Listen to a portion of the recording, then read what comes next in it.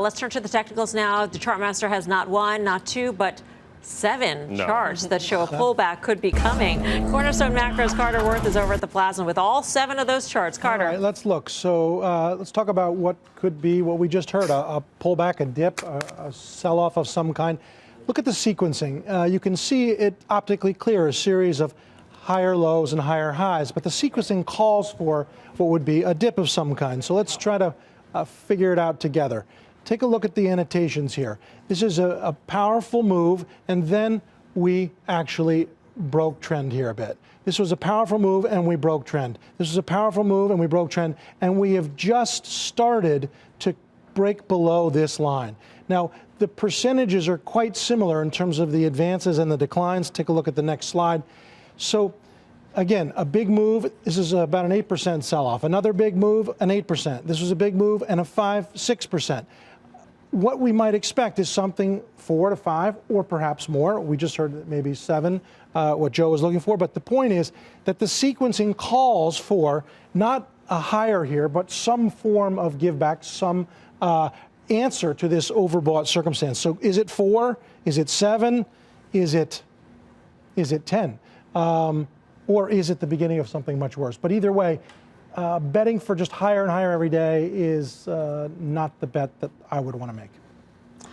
Do you also like small caps, Carter? What do you see in the chart for them? The bet on small caps, of course, is a bet on financials, right? The weighting in the Russell 2000 is almost double in banks and financials as it is in the S&P. So to some extent, and other cyclicals, it's making a big bet that this move in interest rates persists and that small and regional banks do well.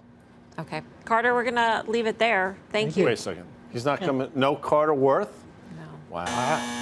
Is it the butcher story? Is that why? It's my fault. That whole number thing took so long. We don't have enough time for Carter. Yeah, take a number, Carter. All right. The bear case. BK, you've been known to put on a bear suit once in a while and zip it up the back. Yeah. So where are you now? So, I think a pullback would be very welcome here and not unusual. The one thing that concerns me about this run that we've had, you haven't seen it confirmed by the high yield bond index or the corporate bond index. Those haven't broken out to new highs, which tells me perhaps the sentiment among investors isn't as enthusiastic as we want. That being said, I have been pretty much 50-50. We could either break lower or break higher here. And since we've broken higher, I think you have to play the odds that we're going to have this blow off top. That blow off top can last 6 months. It can last 9 months. But so on a pullback, let's call it 5 or 6, 7%, I actually be looking for a place to buy. Well, if you look at 2019, those pullbacks that Carter detailed and the one that Joe is calling for have been great buying opportunities. Now, there's kind of different characteristics of each one. There's been a lot of rotation, right? So it hasn't been buy the same sectors to get back to the new highs. It has been stay in the mega cap tech. I'll just say this. If you're looking for a blow off top, the last time we had one of those was January 2018. I think from the tax cut in December of 17, we had this thing that just went parabolic. And what happened is we had a very sharp decline after, and it took 10 months to get back to the new highs. So the only thing that I would worry about now between now and the end of the year is the higher we go without a pullback is the harder that we could fall in the first quarter of 2020. And that's just, it's just like what goes up must come down. The IWM, the Russell, we talked about it over the summer. 145 had a hold. It did hold. Now it's had a nice rally. But 160, you go back, it's had trouble at 160 a couple times. April was sort of the big high. Carter mentioned that the all-time high, I think, was August of last year, 173.